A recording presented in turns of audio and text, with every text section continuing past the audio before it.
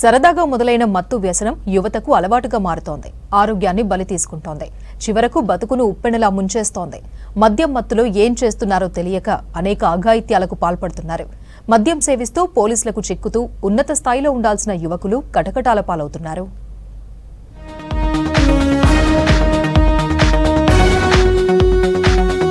ఒకరిని చూసి మరొకరు చెడు స్నేహాలతో యువత కొత్త మత్తుకు అలవాటు పడుతున్నారు. వరంగల్ నగర శివారు ప్రాంతాలను అడ్డాగా చేసుకుని నిత్యం మత్తులో జోగుతున్నారు. గంజాయి మత్తు నిన్న మొన్నటి వరకు నగరానికే పరిమితం కాగా ఇప్పుడు పల్లెలకు పాకింది. గంజాయి, కొకైన్ సేవిస్తున్న వారు ఇప్పుడు పల్లెలకు తీసుకుని వెళ్లి ఎవరూ లేని చోట సేవిస్తున్నారు. మత్తులో యువకులు ఏం చేస్తున్నారో తెలియని పరిస్థితి నెలకొంది. ఒకవైపు ఆరోగ్యం దెబ్బతింటుండగా అఘాయిత్యాలకు పాల్పడుతున్నారని కుటుంబ సభ్యులు వాపోతున్నారు. మత్తుకు బానిసైన వారిని గుర్తించిన తల్లిదండ్రులు ఓ స్వచ్ఛంద సంస్థ ఆధ్వర్యంలో నిర్వహిస్తున్న కౌన్సిలింగ్ సెంటర్ కు తీసుకొచ్చి వారిలో మార్పుకు ప్రయత్నిస్తున్నారు.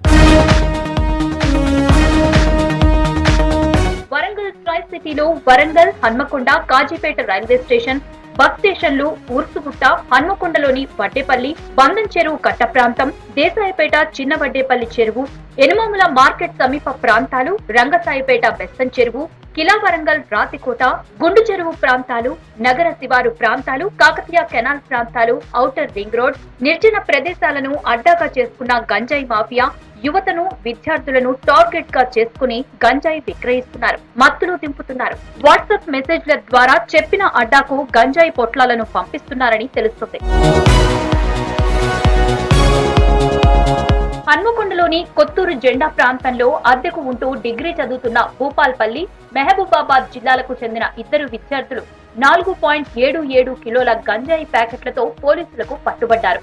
ఐనవోలు మండలం కాపుల కనిపర్తి శివారు కెనాల్ వద్ద నలుగురు యువకులు 2 కిలోల గంజాయి ప్యాకెట్లు విక్రయిస్తూ దొరికారు.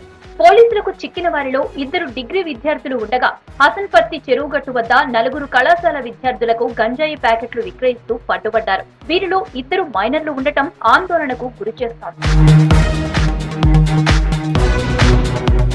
యువత సిగరెట్లు, గంజాయి పొడిని నింపి స్మోకింగ్ చేస్తున్నారు.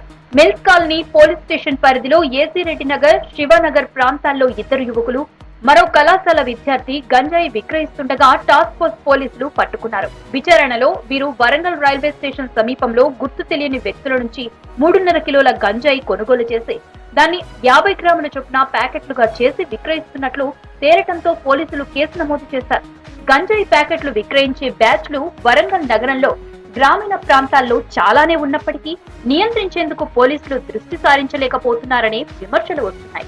ఇతర రాష్ట్రాల నుంచి రైళ్ల ద్వారా గంజాయి తీసుకువచ్చి రహస్యంగా యువతకు విక్రయిస్తున్నారన్న ప్రచారం జరుగుతుంది.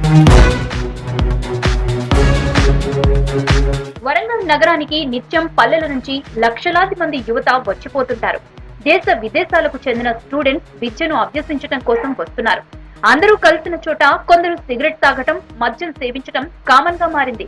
అందరూ కలిసి సిగరెట్ లో గంజాయిని కలుపుకుని తాగుతూ మత్తులో మునిగి తేలుతున్నారు. పిల్లలపై తల్లిదండ్రులు ఎన్నో ఆశలు పెట్టుకుని కళాశాలకు పంపిస్తే మద్యం, డ్రగ్స్ సేవిస్తూ తమ జీవితాలను నాశనం చేసుకుంటున్నారని విద్యావంతులు, స్వచ్ఛంద సంస్థల ప్రతినిధులు ఆరోపిస్తున్నారు. ఇంటికి ఎత్తుకెళ్లి డబ్బాలలో, పాన్ షాపులలో కొనుక్కొని సిగరెట్లను నింపుకొని మత్తు పదార్థాలు సేవిస్తున్నారు. ఇవి అందరికీ ప్రభుత్వానికి, అధికారులకి అవపడం లేదంటే కనిపిస్తుంది. కానీ చూసి చూడనట్టుగా ఉంటున్నారు. ఎందుకంటే పోలీసు డిపార్ట్మెంట్ వాళ్ళు మద్యం సేవిస్తే, డ్రైవ్ చేస్తే మాత్రము ఫైన్ పడుతుంది. కానీ మత్తు పదార్థాలు, డ్రగ్స్ను సేవించిన వారికి మనం ఎలాంటి టెస్ట్ చేసినా వాళ్ళు దొరకరు. కాబట్టి వీళ్ళు విచ్చలవిడిగా సేవ చేస్తున్నారు. అంటే అక్రమ రవాణాని, వ్యాపారం చేసే వాళ్ళని, తాగే వాళ్ళని కంట్రోల్ చేస్తే దేశ భవిష్యత్తును కాపాడాలని మేము కోరుకుంటున్నాం. ముందు నుంచి ఏ అలవాటు లేని వారు ఇప్పుడు మత్తుకు బానిసై అనేక తప్పులకు పాల్పడుతున్నారు. వారిని మత్తులోంచి బయటకు తీసుకువచ్చేందుకు డి అడిక్షన్ సెంటర్ లో చేర్పించారు. అయినా మత్తు నుంచి బయటికి రాలేకపోతున్నారు. వాళ్ళు తాగుబోతు వల్ల వస్తున్నారు సార్. వాళ్ళు ఇంట్లో ఎంతో టార్చర్ అనుభవించి ఆ తాగుడుకు బానిస అయ్యి చాలా కష్టాలు అనుభవిస్తున్నారు సార్. అట్లా మా ఒక బ్రదర్ కూడా చనిపోయారు. ఇంకో తమ్ముడు కూడా అలాగే అవుతున్నాడు సార్. అసలు చాలా ఇబ్బందిగా ఉంది.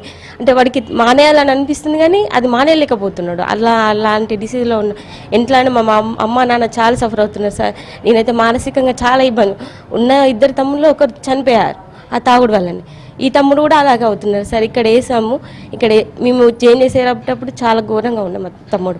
కానీ ప్రజెంట్ ఇప్పుడైతే చాలా మాకు చూడడానికే బాగుంది సార్. చాలా మంచి కొన్ని ఎథిక్స్ వస్తున్నాయి. కాకపోతే ఏంటంటే ఈ కల్చర్ వల్ల వాళ్ళు బాగుంటున్నారు. ఒక 3 months 4 months మంచిగా ఉంటున్నారు.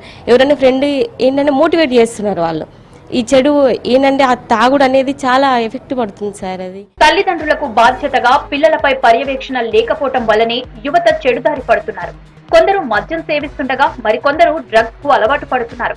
ఇంట్లో తల్లిదండ్రులు, కళాశాలల్లో గురువులు విద్యార్థులకు నైతిక విలువల గురించి తెలియజేయకపోవటం వల్ల చెడు వ్యసనాలకు బానిసలవుతున్నారు. ఏ పదార్థం తీసుకుంటే ఏమవుతుంది, వాడు నెట్లో చూసుకుంటున్నాడు, లేకుంటే ఎలక్ట్రానిక్ మీడియా కావచ్చు, మూవీస్ కావచ్చు. ఇప్పుడు మూవీ రంగానికి వస్తే మాత్రం ప్రతి మూవీ ఓటీటీలో కానీ మామూలుగా కానీ ఒక 2 అంశాలు, డ్రగ్స్, క్రైము, లేకుంటే యాంటీ సోషల్ థింగ్సే మనకు కనబడుతున్నాయి. ఇదివరకు మోరల్ ఎథిక్స్ మీద సినిమాలు వచ్చేటి.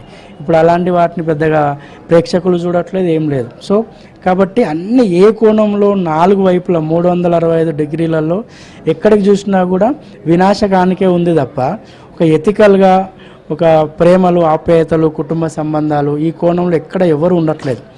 సో ఆబ్వియస్లీ పిల్లవాడి మీద నెగిటివ్ ఇంపాక్టే కనబడుతుంది. పిల్లవాడు అంటే నేర్చుకునే అంశంలో చెడే చూపిస్తుంది. కాబట్టి ఇటు ప్రభుత్వాలు కావచ్చు, విద్యా వ్యవస్థ కావచ్చు, కుటుంబం కావచ్చు, చుట్టూ ఉన్న సమాజం కావచ్చు, ఎటు చూసినా 4 కోణాలల్లో చెడు అనేది కనబడుతుంది. కాబట్టి వాడి మీద చెడు ప్రభావం పడి ఇదే మార్గం అనుకొని వాడు ఆ మార్గంలోనే వెళ్ళిపోవడం. ఇది ప్రైమరీ లూప్. సో అన్ని కోణాలలో మార్పు జరిగినప్పుడే రేపు యూత్ అనేవాడు ఎథికల్గా తయారై వాడిని గోల్ సెట్ చేసుకోవడం, చదువుకోవడం, చెడు మంచి ఏది అనేది వాడు నిర్ణయించుకునే స్థితి మనకు కనబడుతుంది. పోలీసులు డ్రగ్స్, గంజాయి, మత్తు పానీయాల విక్రయాలకు పాల్పడుతున్న వారిపై చట్టరీత్యా చర్యలు తీసుకోవడమే కాదు, అమ్మకాలు జరపకుండా చూడాల్సిన అవసరం ఎంతైనా ఉందని బాధిత తల్లిదండ్రులు కోరుతున్నారు. యువత పెడదారి పడుతుంది. తెలుసో తెలియకో మత్తు పానీయాలకు బానిసై తమ జీవితాలను బుగ్గిపాలు చేసుకుంటున్నారు. ఇప్పటికైనా పోలీసులు డ్రగ్స్ రవాణా చేస్తున్న వారికి అడ్డుకట్ట వేయడమే కాదు, మత్తు పానీయాలను సేవిస్తున్న యువతలో చైతన్యం తీసుకొచ్చేందుకు పోలీసులు, స్వచ్ఛంద సంస్థలు కృషి చేయాలని కోరుతున్నారు. వీడియో దశరథతో అశోక్ మిత్రులు, వరంగల్.